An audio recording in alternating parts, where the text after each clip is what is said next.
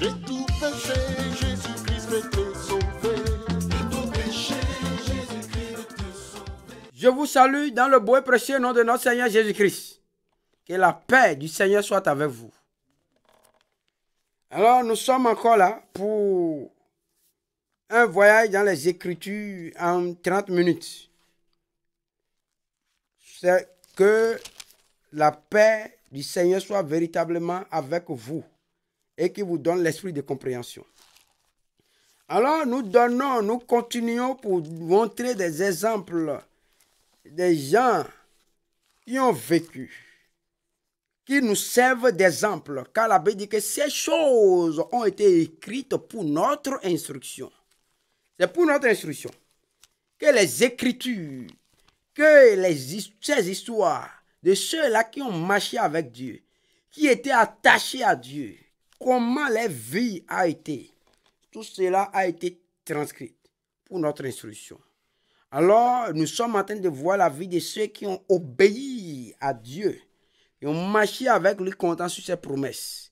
Comment ils ont vécu vraiment en paix au milieu des troubles.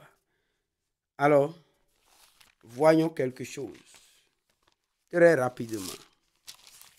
Voyons l'histoire maintenant d'autres personnes. Nous avons fini l'histoire de Daniel. Nous voyons maintenant l'histoire des gens comme Daniel, les amis de Daniel.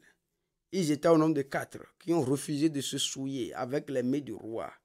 Et nous avons vu l'histoire du premier qui est Daniel. Nous venons vers maintenant l'histoire, comment est-ce que Dieu s'est comporté avec les 3 autres.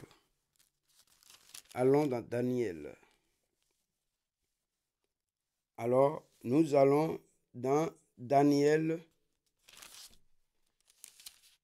et nous sommes au chapitre 2 de Daniel. Nous sommes au chapitre 3, excusez-nous. Daniel chapitre 3. Je lis le premier verset. Le roi Nebuchadnezzar fit une statue d'or haute de 60 coudées et large de 6 coudées. Et il l'adressa dans la vallée de Dura, dans la province de Babylone. Le roi Nebuchadnezzar fit convoquer les satrapes, les intendants et les gouverneurs, les grands juges, les trésoriers, les jurisconsultes, les juges et tous les magistrats des provinces, pour qu'ils se rendissent à la dédicace de la statue qu'avait élevée le roi Nebuchadnezzar. Alors les satrapes, les intendants et les gouverneurs, les grands juges, les trésoriers, les jurisconsuls, les juges et tous les magistrats des provinces s'assemblaient pour la dédicace de la statue qu'avait élevée le roi Nebuchadnezzar. Ils se plaçaient devant la statue qu'avait élevée Nebuchadnezzar. Un héros cria à haute voix, « Voici ce qu'on vous ordonne, peuple, nation, homme, de toute langue, au moment où vous entendrez le son de la trompette, du chalumeau, de la guitare, de la sambuc, du psalterion, de la cornemuse et de toutes sortes d'instruments de musique, vous vous prosternerez et vous adorerez la statue d'or qu'a élevée le roi Nebuchadnezzar. Quiconque ne se prosternera pas, alléluia. Et voilà, c'est comme on a fait un fétiche dans ta maison là. On a dit que le Huédoutor, ou bien le Da, a dit que, comment? Ce fétiche-là, c'est le grand fétiche sur lequel est basée notre famille. C'est le fétiche que tous les enfants de ces familles qui portent ce nom dans ces familles, ils doivent tous les ans venir adorer ce fétiche. Faire des sacrifices à ce fétiche. Tuer des coqs pour ce fétiche. Des moutons pour ce fétiche. Quiconque va manquer de révérer ce fétiche, alors la personne, ce fétiche va le tuer ou bien la personne sera exterminée. C'est comme quelque chose comme ça. On te vit. Et maintenant, toi, tu dis que jamais je ne vais pas le faire. Tu le faisais avant. Et un jour, tu as rencontré Jésus-Christ. Et tu dis jamais. Plus jamais ça c'est les faux trucs. Nos parents s'étaient égarés. Et dit quoi? Depuis quand toi tu es né? Pour parler comme ça. Ne fais pas. N'adore pas et tu vas voir. Ni vaudou mais tu peux donner à tout. Si notre fétiche a quelque chose, a une puissance, tu vas voir, tu vas comprendre. Voilà maintenant ce qui se passe. Oui. Il dit, quiconque, ça veut dire quoi? Quiconque chrétien, quiconque va prétendre dire que lui là, il est quelque chose. Il est chrétien, mais il est quelque chose et il va refuser d'adorer. On va voir.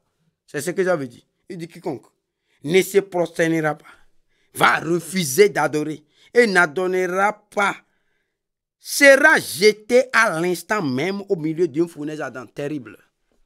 Vous voyez ça? Maintenant, si c'est un chrétien, il est dans ça là, et il est dans cette famille là, ou bien il se retrouve au milieu, il dit, voilà ce que tout le monde fait dans cette maison. Voilà tout ce que tout le monde fait dans ce pays. Voilà ce que tout le monde doit faire dans cette administration. Voilà ce que tout le monde doit faire dans cette entreprise. Gare à toi. Gare à toi. Tu dois rester dans ce club-là. Gare à toi si tu refuses.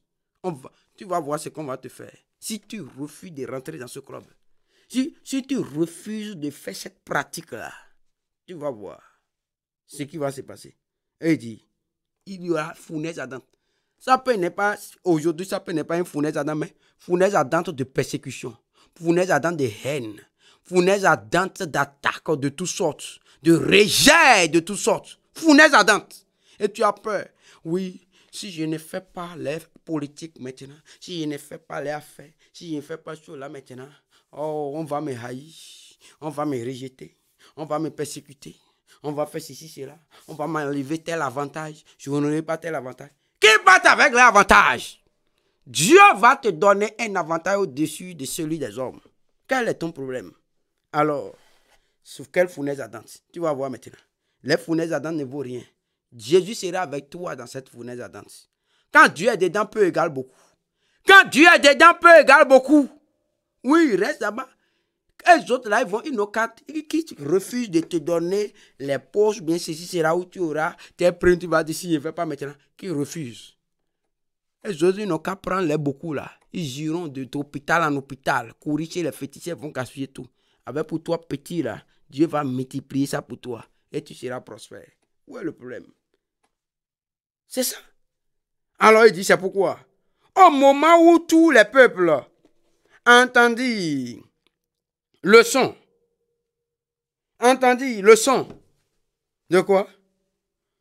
Au moment où, c'est pourquoi, au moment où tous les peuples entendirent le son de la trompette, du chalumeau, de la guitare, de la sambuc, du psalterion et de toutes sortes d'instruments de musique, tous les peuples, les nations, les hommes de toutes langues se prosternèrent et adoraient la statue d'or qu'avait élevée le roi Nebuchadnezzar. À cette occasion, tous les hommes, mais il y a un homme parmi les hommes. Il y a un homme qui s'appelle chrétien. Et lui, il dit non. Tous les hommes peuvent faire ça, même moi, je suis chrétien. Tous les hommes, même moi, je suis un enfant de Dieu. Parmi les hommes, là, il y avait un homme qui a dit que lui, il est un enfant de Dieu. Il y avait des hommes qui se sont mis en part et ont dit jamais. Vous pouvez faire, mais nous, vous êtes dans les ténèbres. Nous, maintenant, on a vu la lumière. Nous, on ne fait pas ça. Notre Dieu nous a interdit ça, on ne veut pas faire. La Bible nous a refusé ça, on ne veut pas le faire. Quoi qu'en soit ce que ça va nous coûter, ça n'a qu'à nous coûter. Nous savons que notre Dieu peut nous délivrer. Nous n'allons pas avoir peur. Alors il dit, à cette occasion, et dans le même temps, quelques Chaldéens s'approchaient et accusaient les Juifs. Les Juifs étaient là. Les autres, ils ont dit non, nous sommes des enfants de Dieu. Nous sommes un peuple mis à part. Nous appartenons à un royaume. Nous ne vivons pas suivant les lois de la terre. Mais nous refusons. Nous vivons suivant les lois du ciel. Quand on a dit, oui, voici maintenant, dans tous les pays, voici maintenant, on a dit, voici dans ce pays-là, ouais, ici, là, ça s'appelle États-Unis, maintenant, on a dit, oui, ça s'appelle France, et maintenant, oh, mariage pour tous. On va voter une loi, mariage pour tous. Et celui qui, si on vient chez un pasteur, dans une église, celui qui va refuser de célébrer un mariage homosexuel et alors a commis une infraction contre la loi. On va l'attraper. Et maintenant, voici, des homosexuels, des gays viennent vers lui maintenant pour dire, voilà, tu as vu, la loi déjà dit de mariage pour tous, donc il faut nous célébrer le mariage. Et le pasteur dit, ou bien un maire qui est un enfant de Dieu, un officier d'état civil qui est un enfant de Dieu. Et maintenant, voici, les homosexuels viennent chez lui maintenant et dit, monsieur le maire, nous voulons que tu célèbres notre mariage. Le monsieur le maire dit oui. Oh, on dit oui. Je ne veux pas faire. Il dit, oh, tous les maires, toi tu n'es pas dans ce pays-là. La loi déjà dit que n'importe quel maire qui va refuser de célébrer un mariage pour quelque raison que ce soit parce que c'est homosexuel, ce maire sera en prison. On va le démettre de ses fonctions. Alors, ce maire, comme il a reçu Jésus, il est un enfant de Dieu maintenant, il sait que ça c'est un crime contre nature. Que ça c'est un acte contre nature, que lui ne va jamais faire ça. Cette loi-là, c'est une statue, c'est la statue de Nebuchadnezzar, ça. Et tout le monde adore. Lui, il a dit jamais, pour rien au monde. Vous voyez? Et maintenant, les gens vont partir les accuser le maire, là. Pour dire, ouais, les homosexuels vont accuser le maire pour dire, oh, monsieur le président, oh ben monsieur, ouais, monsieur le juge, voici maintenant, dans ce pays-là, on a voté une loi et on a dit que tout le monde, le mariage est pour tous, que ce soit entre hommes et hommes, entre femmes et femmes, entre hommes et mari, et entre hommes et femmes, entre animaux et hommes, entre comment il faut faire. Et voici, il y a un maire qui est là-bas et lui dit que je ne vais jamais faire ça. Parce qu'il dit que je suis chrétien. Qu'est-ce qui se passe? Et maintenant, ils ont accusé. C'est la même chose qu'ils ont fait ici. Pour dire qu'ils ont accusé. Ou bien, ils vont partir chez le fétiche. Dans ta maison là. Et ils vont chez le fétiche là-bas pour dire oui. Oh, toi, vaudou, tu as vu, non? Nos aïeux avaient dit qu'ils vont prendre les cloches, ils vont sauter, sonner glang, glang, glang. Nous sommes venus pour te dire qu'il y a un petit ici là. Il était tué. Il a dit que tout le monde, tous les enfants de cette famille doivent venir s'incliner devant toi. Et voilà maintenant, lui, il a dit qu'il a rencontré un Dieu là-bas. Et ce Dieu s'appelle quelque chose. Cette chose est puissante. Ça s'appelle Jésus, ce n'est pas quelque chose. Et maintenant, il a refusé d'adorer. Il t'a adoré, toi, Dieu. Montre-lui maintenant que tu es puissant. Et on va voir ce qui va se passer dans la suite. Alors, ils sont allés se plaindre à ce Dieu, faux Dieu qui s'appelle Nebuchadnezzar. Comme les parents de ta maison, quand tu as refusé d'adorer, de faire leurs pratiques, ils sont allés te confier maintenant à leur Dieu. Je ne sais pas quel nom ça s'appelle dans votre famille. Et maintenant, tu auras peur. Non, il ne faut pas avoir peur.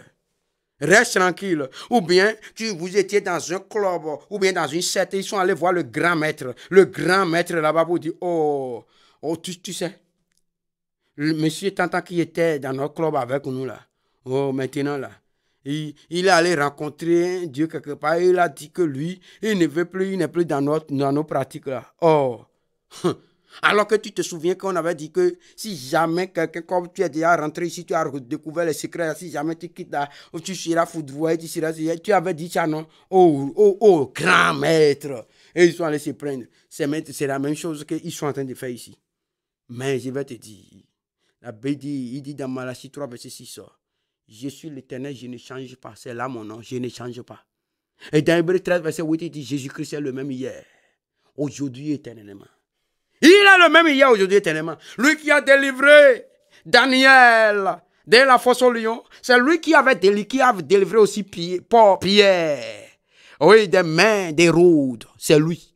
Il n'a pas changé. Il est vraiment le même hier. Au temps de Daniel dans l'Ancien Testament. Et aujourd'hui, dans le Nouveau Testament, avec Pierre, il a fait. Et il continue de le faire aujourd'hui. Et les témoignages sont légion. Alors, qu'est-ce qui s'est passé? Allons dans Daniel maintenant. Nous retournons dans Daniel 3, verset 9. Il prit la parole et dit au roi Nebuchadnezzar, ô roi, vis éternellement. Tu as donné un ordre d'après lequel tous ceux qui entendraient le son de la trompette, du chalumeau, de la guitare, de la sambuque, du psalterion et de la cornemuse et de toutes les sortes d'instruments devraient se prosterner et adorer la statue d'or, et d'après lequel quiconque ne se prosternerait pas et n'adorerait pas serait jeté au milieu d'une fournaise ardente. Verset 12. Or, il y a des Juifs à qui tu as remis l'intendance de la province de Babylone. C'est la jalousie, la méchanceté. Sois fidèle à ton Dieu. Aucune jalousie, aucune méchanceté ne pourra rien contre toi.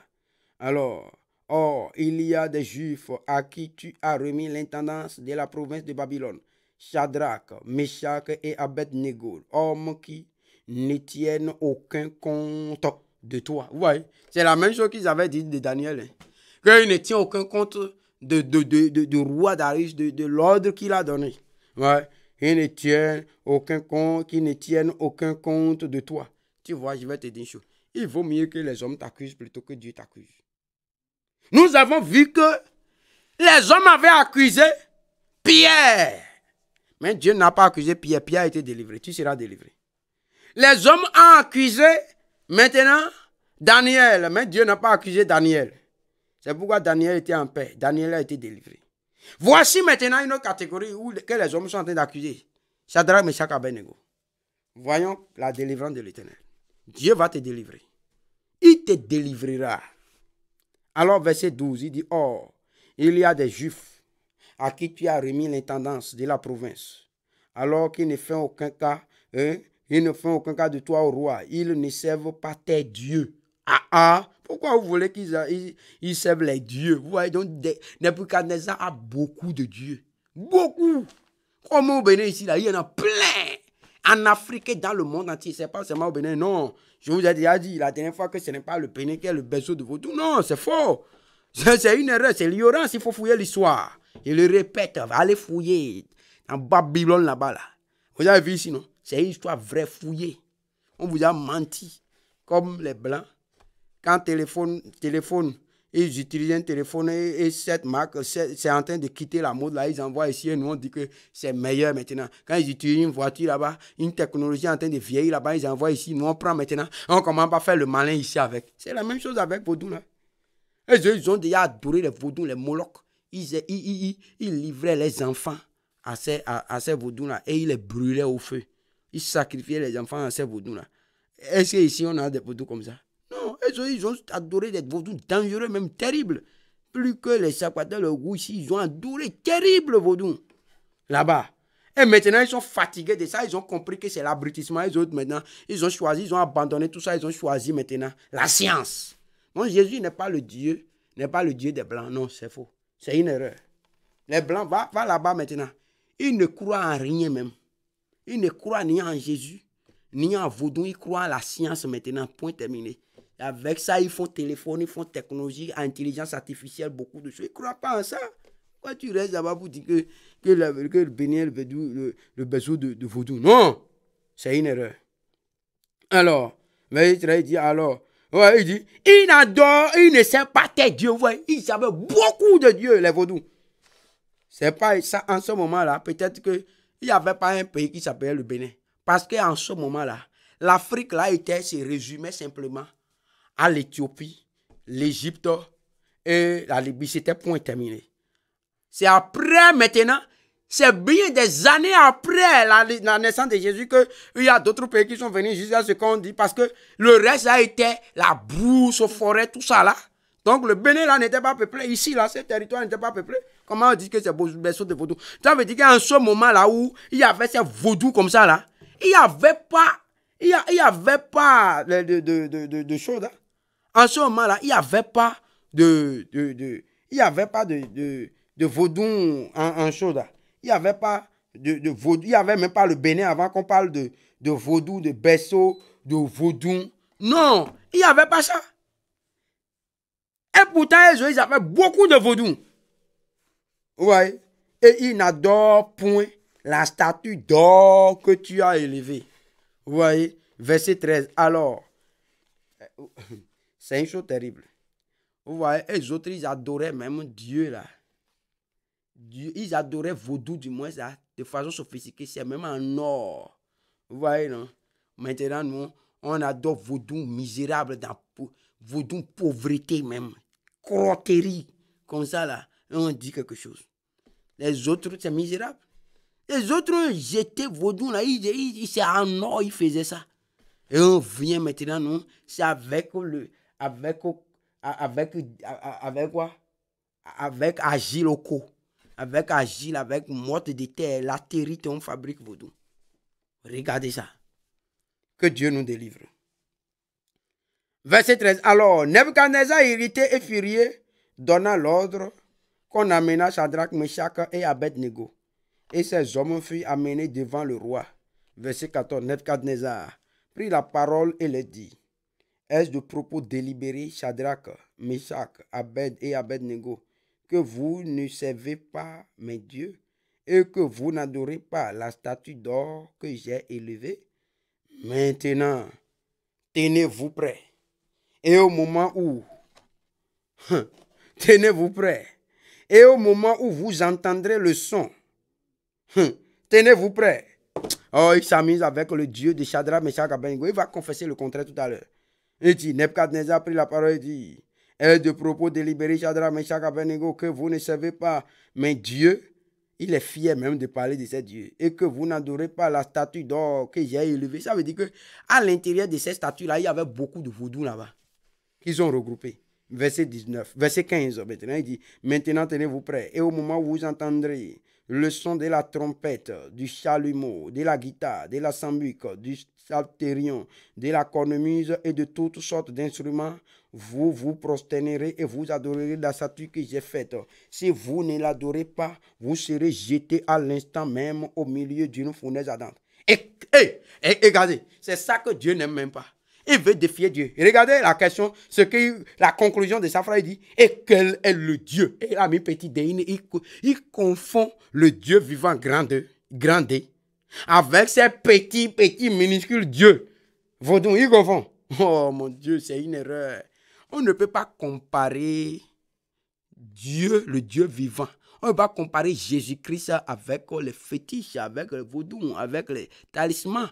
Non, c'est pas possible. Non, non, s'il vous plaît, il dit: et quel est le Dieu? Petit D, non. Nebuchadnezzar, tu es dans l'erreur. Et quel est le Dieu qui vous délivrera de ma main? Alors, Shadrach, Meshach et Abednego répliquèrent au roi: tu auras le courage, la foi, la confiance en ton Dieu. Vous savez pourquoi? Parce que Shadrach, Meshach et Abednego, ils étaient avec Daniel, ils ont refusé pour dire: il ne veut pas se souiller avec les mains du roi. Ils étaient attachés à Dieu. Vous avez vu, non? Attache-toi à Dieu et c'est pas ce qui est vu de ce qui est précieux. Tu seras ma bouche. Alors, Shadrach, Meshach, Abednego, comme la bouche de l'Éternel maintenant parle. Ils ont dit, quand Nebuchadnezzar a parlé maintenant, ils ont parlé de la même manière que David avait parlé devant Goliath. Et même ils ont parlé maintenant. Ils répliquaient. Au roi Nebuchadnezzar. David a répliqué à Goliath. Il répliquait au roi Nebuchadnezzar. Ils n'ont pas peur. Parce que celui qui a peur de Dieu n'a plus peur des hommes. Celui qui craint le roi qui est dans le ciel ne craint plus le roi qui est sur la terre. Celui qui a peur de Dieu, qui craint Dieu, ne craint pas l'homme. Car la peur de l'homme tend un piège. La crainte de l'homme tend un piège. Ils ont compris cela. C'était un piège pour vendre les âmes aux démons pour toujours. Ils ont dit non, notre âme n'est pas vendable. Il ne peut pas être acheté. Le sang de Jésus a déjà racheté ça. C'est terminé. C'est dans les mains de Dieu Tout-Puissant, du Dieu vivant. Il n'y a plus rien à faire. Vous pouvez tuer le corps, mais vous ne pouvez plus rien contre l'âme et l'esprit. C'est terminé. Alors, et il dit: oh, Shadrach, Meshach et Abednego répliquaient au roi Nebuchadnezzar: nous n'avons pas besoin de te répondre là-dessus. Quelle foi, Seigneur. Oh, je prie que Dieu te communique cette foi. Et ils disent, verset 17, voici notre Dieu. Et ils ont mis grand D. Ça veut dire que dans l'esprit, ils parlent de Dieu. Et par exemple, lui dit, quel est le Dieu? Lui ne connaît pas ce Dieu. Il pense que c'est parce qu'il sait qu'il y a beaucoup de petits dieux. Et il dit, parmi les petits dieux que moi je connais là, quel est lequel parmi eux peut vous délivrer de mes mains? Ils ne connaissent pas. Lui, Nebuchadnezzar ne connaît pas. Mais Shadrach, Meshach et Abednego connaissaient un Dieu que lui ne connaît pas.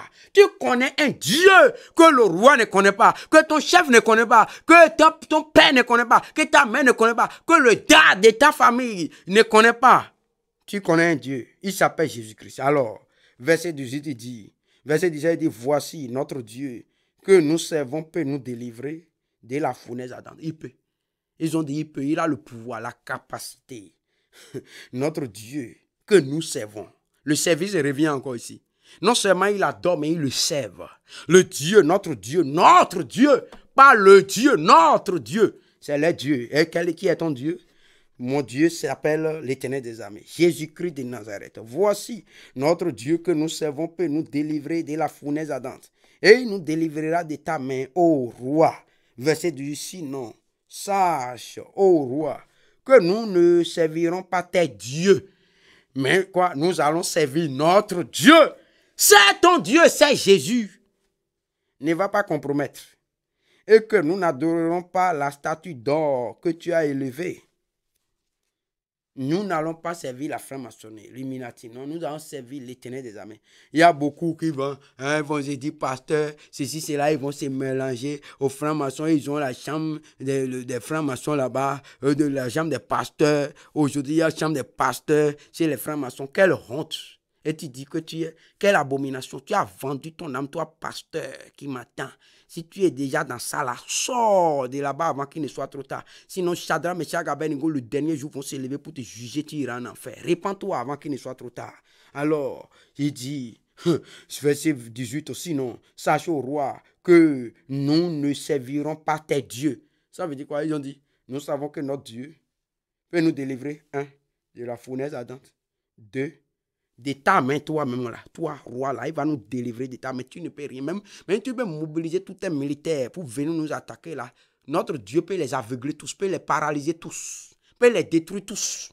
Tu peux tout faire. Notre Dieu peut nous délivrer de la fournaise ardente, mais il peut aussi nous délivrer de toi, tes mains, tu ne peux rien nous faire. On va dire, mais si t'es carrément.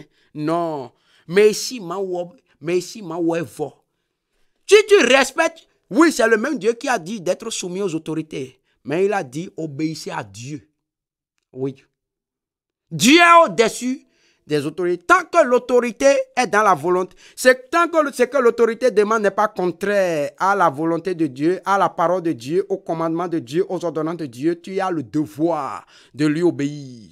Mais si ce que l'autorité demande est contraire aux ordonnances, aux commandements de Dieu, tu as aussi l'obligation de lui désobéir pour obéir à Dieu. Oui, tu dois obéir à Dieu parce que tu dois choisir. Tu dois choisir. Toute vie est une vie à sacrifier. Tu dois choisir à qui tu veux sacrifier ta vie. Ça, c'est une chose. Si tu refuses de sacrifier ta vie pour Dieu, tu la sacrifieras forcément pour quelque chose d'autre.